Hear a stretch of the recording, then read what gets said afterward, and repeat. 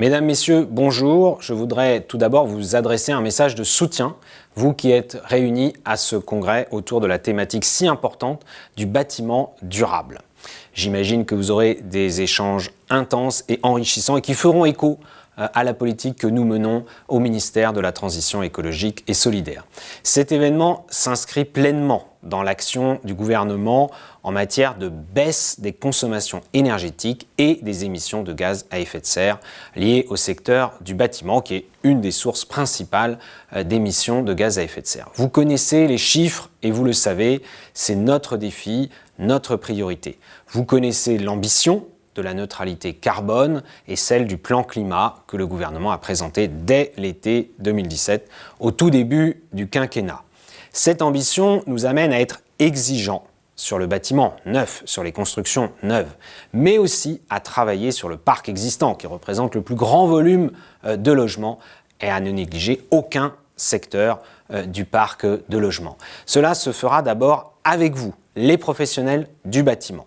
Pour les bâtiments existants, je veux mentionner bien sûr le plan de rénovation énergétique des bâtiments qui a été présenté en avril dernier après une large concertation auprès des nombreux acteurs concernés.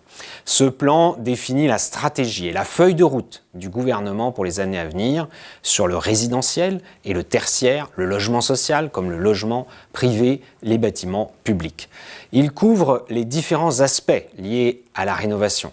La formation des professionnels, l'innovation, l'information et le conseil aux ménages, l'observation, la simplification des aides, mais aussi, bien sûr, la lutte contre la précarité énergétique. Il concerne tous les acteurs invités à se mobiliser, les professionnels, les territoires, les élus des territoires, les citoyens.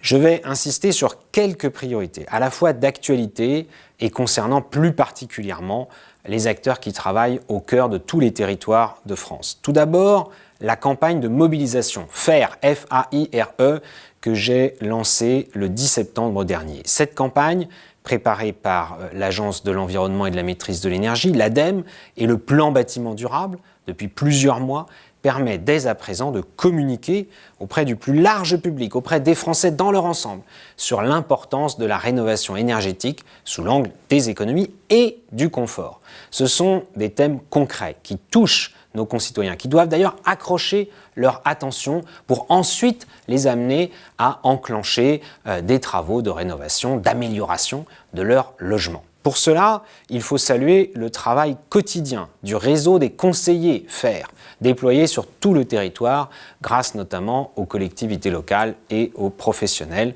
pour conseiller les ménages dans les meilleures solutions, ce qui est le plus adapté pour isoler leur logement. Il faut maintenant aller plus loin en associant tous les acteurs. C'est pourquoi nous signerons bientôt des chartes d'engagement volontaire avec le même mot d'ordre, FAIRE, pour associer les professionnels du bâtiment, les énergéticiens, les collectivités locales.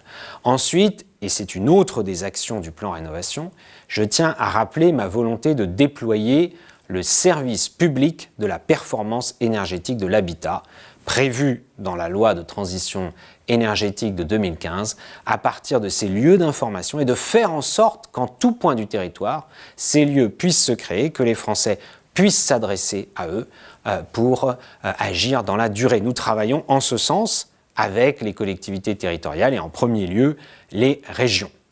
Je veux mentionner l'appel à programme Certificat d'économie d'énergie, C2E, lancé au printemps dernier pour soutenir l'innovation et qui a été un grand succès.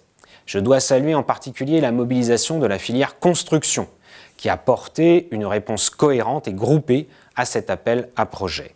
Ces projets contribuent à la montée en compétences de tous et l'innovation dans la filière est essentielle pour rénover plus et mieux demain à moindre coût autant que possible. Les projets seront bientôt sélectionnés. Concernant les bâtiments neufs, l'actualité, c'est bien sûr la prochaine réglementation environnementale qui va permettre de construire des bâtiments à énergie positive et bas carbone. Elle entrera en vigueur en 2020, c'est déjà demain, et il nous faut d'ores et déjà bien sûr nous y préparer. Pour cela, l'expérimentation se poursuit. Déjà 300 bâtiments sont évalués et bien d'autres, 600 environ, sont en cours d'évaluation. Les travaux préparatoires à la future réglementation vont associer les acteurs concernés, comme c'est déjà le cas pour l'expérimentation depuis plusieurs années. C'est une ambition importante et je suis très attaché à ce qu'elle implique très en amont tous ceux qui contribuent à l'acte de construire, à la réussite des constructions. Je tiens enfin à remercier et féliciter les organisateurs de ce 7e congrès national du bâtiment durable, le cluster éco-énergie et le centre d'échange et de ressources Ville et aménagement durable, ainsi que l'ADEME et le plan bâtiment durable qui les soutiennent. Je tiens à saluer le travail quotidien, l'engagement quotidien des professionnels, car je sais qu'ils y croient en quelque sorte.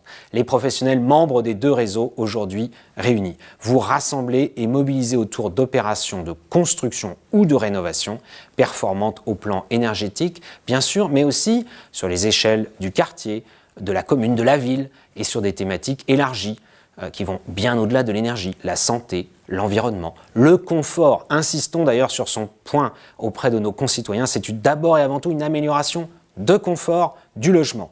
Et c'est ainsi que nous pourrons ensemble atteindre les objectifs ambitieux qui sont les nôtres, qui sont les vôtres, qui sont vraiment les nôtres à toutes et à tous.